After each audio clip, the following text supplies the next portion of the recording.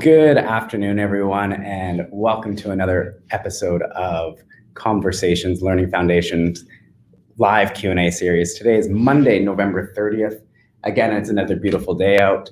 I'm going to be joined by MissyJena, and today we're going to be talking about observe, reflect, and connect with your family for better communication.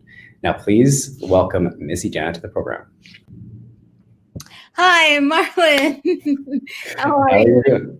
I'm doing well. It's been a great day so far, but hopefully we can continue to make the day better for everyone else. Yes, you have some great questions. We had some technical difficulties, so we've got a 5-minute delay in our start.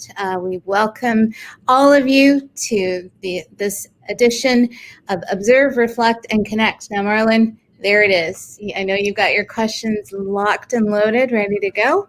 Yes, we do. But first, before we get into that, how are you doing today? I'm doing great. Again, so surprising to see how incredibly sunny it is on this Monday. It's sunny. It's very windy. There's a lot of leaves blowing around outside. Mm-hmm. How's the weather where you are, Marlon? You know what? It's this exact same. And I see some sun shining through the window, which is a pleasure to see in the morning. So it's awesome. Cool. Very good. Okay, let's get right into it. Okay. So our first question, change is hard. How can I start using the tools in the family care kit daily with my kids? Change is hard. Change is tricky to navigate. And how can I start using the tools in the family care kit daily with the kids? Well, first, take some time, set some time aside that this is our family care kit time, or this is our family connection time. And then be very deliberate about choosing activities that you could do on that day and throughout the week, and setting that into a routine, a structure for your kids will really help support bringing change into the family. Now, the intention of the care kit is to bring calm, connection, joy, and creativity into the home. Mm-hmm. When a parent, or I guess when a family is going through a change in the routine or structure or anything, mm-hmm. How should they really go about establishing a new routine? Well, I'm thinking back to the most immediate disruption at the start of pandemic and restrictions and lockdowns. There was very sudden changes that had to be made for families. And I think that several months later, families have navigated, they have worked through the challenges to the best that they could. So change, whether it's doing school at home or not going to visit family and relatives, addressing why the change is happening is really critical. And sometimes parents be aware that your kids may need several reminders or discussions around why the change is happening for them to understand it. So addressing the change, acknowledging the change, and talking about how the routine will be different moving forward. And communicate with them, talk to them, and have that conversation with them, right? Yeah. As an adult, involve them in the process. Yeah, involve them in the process. As an adult, you may understand very clearly why a change needs to be implemented. But for kids, they may just need a little bit more time to understand why that's happening, to really bring that into perspective for them. They'll need several reminders, conversations. Mm-hmm. So the next question comes from a family of 4. Mm-hmm. We aren't great at communicating. How do we get started to change that? This has been an ongoing theme that we've kind of experienced in the last 8 episodes, that communication is hard. It's difficult to communicate how you're actually feeling in a way that doesn't neglect the other person's feelings as well. Nicely framed, Marlon. So communication happens all the time, whether it's verbal, nonverbal, and we can pick up on each other's cues, and you can pick up on somebody in a good mood or a bad mood, or someone stressed out. And I'd say the most challenging part of communication is in the listening and being able to actually hear what's being said. So for a family, I have a lot of empathy and compassion, because in the family, that's where people's real, all the real stuff comes out with the family. We can behave certain ways when we're at school or with colleagues, but when you're with your family, there's a safety and a security there. And with that safety and security, a lot of things can come out. So communication is a challenge, and not just for this family of 4, I would say for families across the board. So I would really emphasize that listening is the key for great communication to happen. To really hear what the other person is saying and pause, take a moment, let them know that you've heard them. I took a pause. Yeah, I'm thinking about drawing from my own life experience. When my mom nags my dad, she'll go on and on and on and on and on about something, and my dad will be totally quiet. I'll be like, Dad, say something. At least let her know you've heard her so she can stop. Or she just keeps on going. But we'll keep on saying until we feel we've been heard, and there's a playful dynamic between my mom and dad, and one that I respect and honor. But I think that dynamic is one that is not foreign to other. Like, we have default ways of being with each other, And so listening is a really key piece. So what's your takeaway from this answer here, Marlon? Acknowledgement. I think listening to someone and truly and not just listening and thinking about what we're going to say next, but actively listening, and then pause, reflect, give your answer or some response. But that, it's difficult to do, though.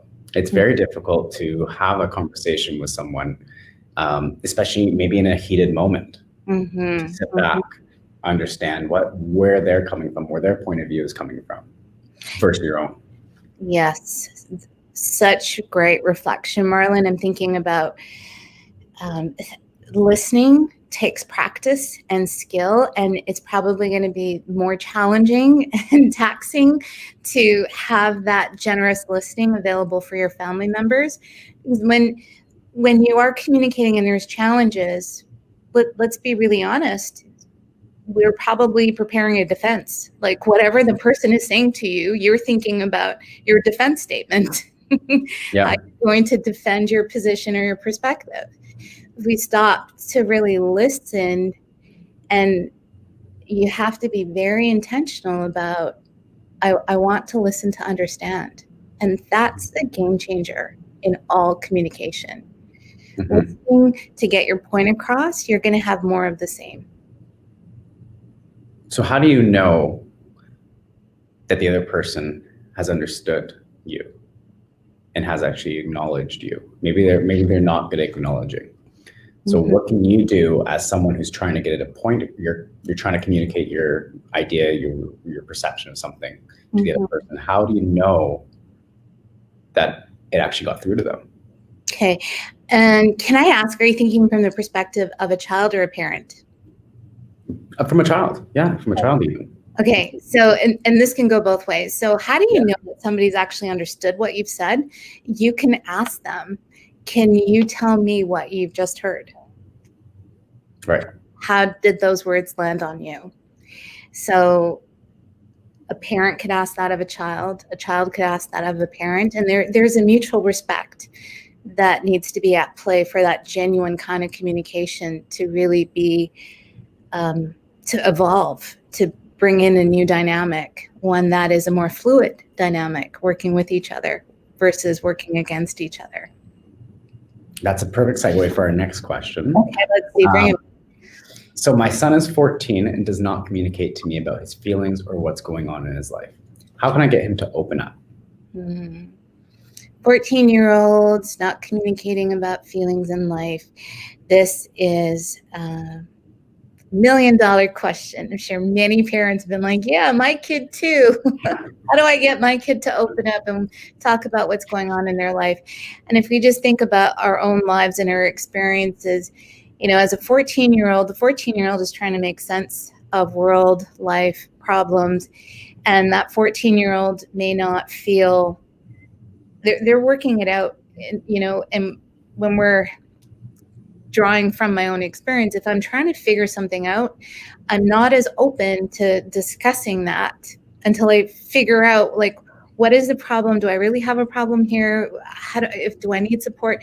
Then you bring in other variables when you're a 14-year-old, like hormones, changes, school dynamic, all the world of stuff. So there's no easy solution on this one. There's no one answer, one size fits all approach. 14-year-old, lead by example. Mm. How do you open up to your 14-year-old so that they feel safe to open up? Do you share when you've had a bad day? And when there's a lack of communication too, how can you start the communication process? Like how do you start that if it's not established already? How do you start the communication? Those teenage years are tricky, and coming out on the other side, it's like there's so much, you can actually talk about, those years were tricky. What a roller coaster that was. Getting your kid to open up during those days and times. Like, I know parents, they want to know what's going on for their kid. There was a time that there was a toddler and they were nonstop talking about everything that they were doing and experiencing. And then when they get quiet, you're like, what's going on? Are you okay?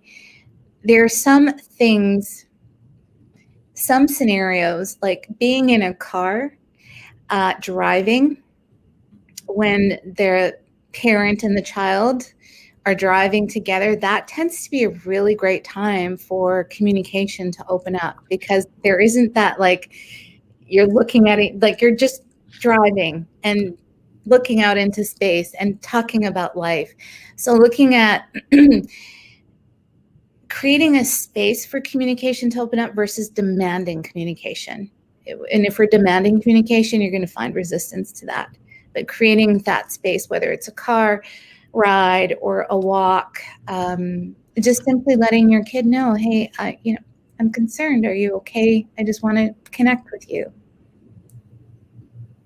Again, acknowledging and communicating how you're feeling as well. Absolutely. I know when I was 14, it's definitely hard to communicate. It's hard to really, because one, you don't want to be judged, even though your parents would probably never judge you. But if you aren't making the right decision, or if you're still going through the things in your head, like you mentioned, through it yourself first to establish, do I have a problem? Is there an issue? But having someone else to talk to at the same time can also be just as beneficial. So for parents to want to connect to their kids and let them know, like, hey, if you ever need to talk, like, I'm here. As a friend, as a parent, right? Oh yeah, and when you say friends, like, friends are so critical for 14-year-olds, like for teenagers to have a friend, because that is that place where free of judgment, hopefully, between friendships, and like friends can just talk to each other, and at least they're expressing, they're communicating. It's not bottled up inside, and there is a little bit of a teeter-totter, like for parents to let go of the reins a little bit so that the kid, has friends or somebody to talk to, and know that your support as a parent, being consistent, letting them know you care and that you're open, you're there. They want to chat. Yeah, that's very important. That kind of leads us into another question, kind of in the same realm, but we are a blended family of 6 kids under the age of 10. There's a lot going on at all times. And I believe the rest of this question was, how do we ensure that everyone is being heard and all their feelings are being understood? A blended family of 6 kids under the age of 10. The connection I make is Brady Bunch, and the Brady Bunch had pairs of kids, like they were not all under the age of 10. So I imagine this must be a very fun dynamic family to be a part of, and the challenges that come with 6 kids under the age of 10. Board meetings, family board meetings, getting everybody around the table and taking turns to share, how are you? What's going on? What do you want to do? What do you want to accomplish? Having some families use a talking stick, passing some sort of symbolic item around so that whoever has the talking stick, it's their turn to talk, creating some structure and routine around allowing people to merge onto the communication highway and know that they get to have some time in that lane before somebody else merges in. I think it's wonderful that the parents, the caregivers are thinking about making sure that the kids are heard. And I would, if possible, take time to have that one-on-one with each kid too. So together as a group, but taking like 10, 15 minutes, if you have the time, to just connect individually with each one too. Like, how are you? Taking the time, connecting. Again, I see a common theme in all these questions: is acknowledgement and communication and understanding as well. I'm thinking about this family, assuming there's 8 of them in the household. I'm just thinking morning time must be insane. It must be busy. I'm just thinking breakfast, how many mouths you have to feed each day, breakfast, lunch, and dinner. That's crazy. So taking that time to really understand, because there is a lot going on at all times, especially for the parents. And it's important probably for the parents to communicate with each other in alone time, or however you see that. Which leads us into our next question. How can we turn an argument into a conversation? How do we turn an argument into a conversation, or even a conversation? And I'd say that when you've arrived at an argument, there are 2 sides potentially that are really trying to get their point across, and either voices will increase, the volume of voices will increase, or like you'll just notice really stiff like tension, like they're just like so angry. When you've gotten to that point, there's a good chance you may need to just take a breather. You may just need to take a pause and like revisit it if it's got that heated. Also, you can identify like, hey, look, we are getting into a really heated argument right now. I'm feeling angry. I can see that you're feeling frustrated. Let's just take a moment and step back and look at, what it is that really matters right now. Like, what is it that really matters to you? And how can we work together to make that happen? So age old, we've addressed this in previous episodes as well, as that so often we've gotten to that breaking point of like heightened frustration and anger, and at that point you need to just, if you can, recognize what's going on. Oh, okay, I see what's happening here. I'm really frustrated. Take a minute. Take a minute. And there's nothing wrong with taking a minute. Take a moment to, and again, it goes back to what we were talking about before, listening to the other person, and listening to why they're upset, taking out key words, because maybe they're not great at communicating how they are, but, or how they're feeling, or what the argument is about. But taking those words and asking them, okay, so this is what I'm understanding from what you're telling me. And listening to you, Marlon, talking about this and envisioning like the different arguments across different families, it's so part of the whole family life. Getting your point across. I want to just insert that there's different temperaments. People have different temperaments and personalities. And temperament, like some can be slow to warm up, some when we think about like temperament, Some can have a very long fuse, some have a short fuse, and there's a lot of different variables, like using my own family as an example, which I love to do. I'm sorry, family, but I would say that my mom and brother have a similar temperament. They have a shorter fuse. They're a little bit quicker to erupt. And my dad and I have a longer, like we can sit and think about things and process. And my mom and brother, they have a certain way that they communicate with each other. And it's like quick pop, pop, pop, pop, popcorn, and they're totally fine. It works for them. It works for them. So it's also, so what I'm hearing, it's also a matter of understanding the other person's way of communicating as well. Yeah. And, I went to university. I've spent a lot of time studying, observing, looking at this for families that are right there with, parents, caregivers.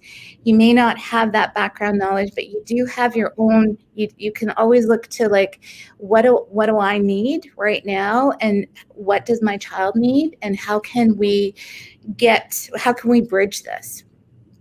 So recognizing that you will have different personalities and different temperaments is also, like, the more you know, the more equipped you are to deal with the disagreement. So, okay.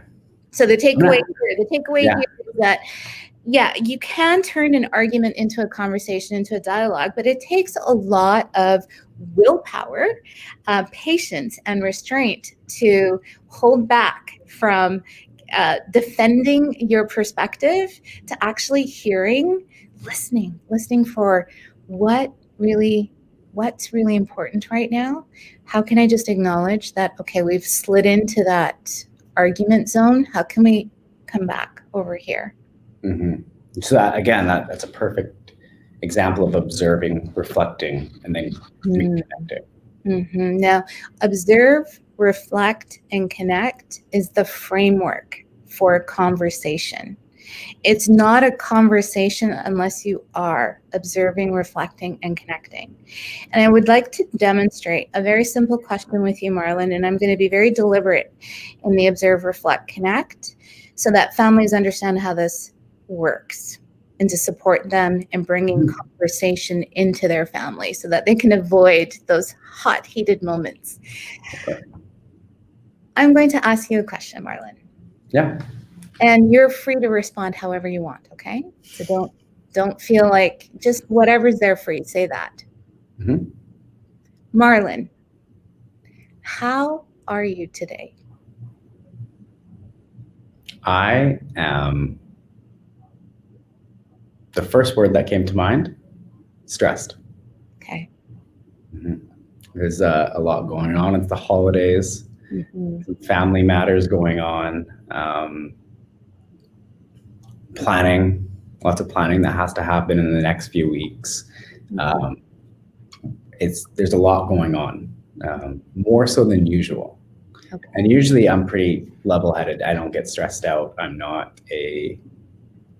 really level-headed. But this last couple of weeks has really thrown me for a loop. So I'm learning for myself how to deal with that stress. Tools that I can use for myself, whether it be reading a few chapters before bed, whether it's studying, or whatever I can do to remove the stressful situation from my life. Okay. So what I saw, Marlon, when I asked you, how are you? You took a moment and you looked up. You really checked in with yourself. And I saw that. And you recognized that, yeah, I'm feeling stressed. And I asked you to share whatever is there for you. So you are going through a lot of different things right now, a lot of planning, lots going on. And in observing, just watching your physical reactions, your nonverbal gestures, I get the sense of there is a lot going on for you. Reflect on times that I have felt like that. I'm thinking, so reflect is that piece, that empathy, where you're deliberately putting in empathy. And then connect. So from you sharing about being stressed, to a lot going on with your family and in life, to recognizing that how can you support yourself through different tools. You went through the whole journey. The question, how are you today, Marlon? And you answered that, and it was more than a fine. Which is a standard issue when someone asks you, how are you? Fine. It's sort of like, leave me alone. I don't want to talk about it. It's funny you mentioned that, because I mean, this happens probably, I guarantee you, to everybody, but when you're passing somebody or you see somebody, oh, hi, how are you? Oh, good, you? It's just always good, you? Or pretty good, you? It's never really, it's like, it's a question that people ask all the time, but do they really want to know? Do they really want to get into how are you? I feel like there should be we should establish a different greeting for people. Yeah, I love that idea. And if the how are you question is posed and responded to without observe, reflect, and connect. There is no element of those three things. It's quick. I'm going to show you right now. Marlon, how are you? Good, you? Yeah, good. So did you notice the lights on the I just caught the tail end of what you said, and I immediately switched it to what I wanted to talk about. Do you like my lights? Yeah. And that is what happens. And this is why so many children, parents, there is that, how was your day at school? And it's a standard issue response. And, the observe, reflect, and connect when those three are together, it's a very powerful vehicle for meaningful communication. And this is where I say, without that, there is not a conversation. And I think that we need to change the way, like I said before, how are you is just, I think it's too big of a question. If you want to know, like, how are you feeling today? Or what did you do over the weekend that made you feel happy? Like answering those kind of questions. Or like when you get into work, what'd you do this weekend? Most people, oh, not much, just unless you really get into it and what you really want to communicate. Yeah, and then there's that nature of so often when I worked in schools, I'd be like, hey, Jena, how was your weekend? And I'd be like, I don't even remember. So often I'm in work mode now, and I'm thinking about work. So we can together invite families to think about their own version of a how are you, like your very own code, a question that you can ask, that you come up with together. And Marlon, we can brainstorm something real quick, fast now. Like, what is the COVID reality? How are you? How can you check in with someone that gives you a real sense of how the other is doing? I can think, and I don't want to put you on the spot, but I can think of some of the check-ins that we're using with kids, like on a scale from 1 to 10. How are you today? I use thumbs up, thumb sideways, so, and thumbs down. There's a billion different ways you can check in with someone. So the challenge this week going into the holidays is to flip the question, how are you, on its head. Maybe you can say things like, how's your elbow today? Just hold them for a loop. How are you? How's your elbow? How's your right ear? How's your right ear? Just being, you can bring some humor to it, but doing the unexpected will also result in unexpected, which is sometimes a wonderful thing. We have one more question before we get into it. We recently adopted an 11-year-old girl, and we are having a hard time communicating and connecting with her. We've tried, but she's very closed off to us. I guess this family is experiencing something a little bit difficult because they're dealing with an older girl who might be going through personal things on her own, who knows what her family history was prior, but how can you really communicate and get someone to open up when there's reluctancy on the other side? First things I'm thinking of are there language barriers. Is the little girl from another country, are they using the same language, English, or whatever this family has as their base language? She has, this 11-year-old will need probably a lot of compassion and empathy. That's a lot of changes, a massive disruption to whatever she was used to before. And then caregivers who are like, we really want to communicate and connect with her. We've tried. She's very closed off. You're getting to know each other. Establishing trust is so critical, like creating that trust. And I don't know how you're going to do that because I don't know the 11-year-old, but you're going to make some mistakes. There's a good chance you will, and allow yourself to figure this out. If language is a barrier, draw a picture. Use drawing to communicate. If language is not a barrier, then just leading with authenticity, just being really honest about, hey, this may be all very tricky for you, and we really want to understand how you're doing. Patience, building trust, doing fun stuff together too can be a real icebreaker. Like, something's going on with my lighting. I don't know what's going on here. Doing like going and playing a game, or I'm just thinking like doing something that's going to promote laughter will also give you a really easy, natural icebreaker to get to know the 11-year-old and the 11-year-old to get to know the caregivers. In both cases, you want to get to know that 11-year-old's personality, and that 11-year-old really probably wants to know your guys' personality. And there's probably a lot of carefulness that's going on in that you're being careful, but like just let your personality shine and be a clearing, an opening for that 11-year-old to allow her personality to shine. Establish the trust. Yes, trust. Have some fun, play some games. And don't worry about having it all figured out in one weekend or like 1 year. I love that. Jena, that was our last question for today's episode number 8. Wow. Should we tell our audience the good news? Oh, well, a little teaser.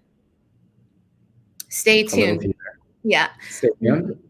Stay tuned. We do have, well, I don't remember, Marlon. Wow. We're going to do a promo clip? Yes, we will. Okay, we'll do a promo clip, but we're not going away. We have received an extension, so you may be seeing Marlon and I a little bit more in December and January. A few more episodes to come. So Keep sending your questions. Marlon, where can people send their questions to? So they can send right on the Facebook page. You can message the Conversation Learning Foundation, and then we keep track of all those messages. YouTube, feel free to comment. We'll take all those messages and we'll collaborate with them. We'll use them in the next few episodes that we have coming out. And but stay tuned for a promo clip for what we have in store for you guys. Yes, and we'll take this time because November 30th was the official end date of our projects, and there are a lot of incredible people who work behind the scenes to make these lives happen. We mentioned Jen's, we call her J1 because we have so many Jens on our team. So J1's just been fantastic with communications, coordinations, getting these lives produced behind the scenes, making sure we have what we need. The Jen and family kit, social media, all that's going on to support parents and caregivers in knowing where to find us, posting links. And to our project managers, Deanna and Courtney, for keeping the balls rolling, and for Vanessa and Stephanie, all the work that has gone into creating a resource for parents. Marlon, is there anybody else? We should thank all the parents who've watched, all the caregivers care about this. That's who I was going to thank you. Thank you guys for submitting all the questions, because without the questions, we wouldn't have this program. And it's good to know that we're helping these people. It's heartwarming. It's so great. There have been some wonderful comments on our Facebook posts, different ways that people have been using the kit. So thank you very much. Now, Marlon, I know you have a lot going on, so do take good care of yourself today. You too. Thank you so much, and we'll see all of you shortly. Thanks, everyone. Thank you.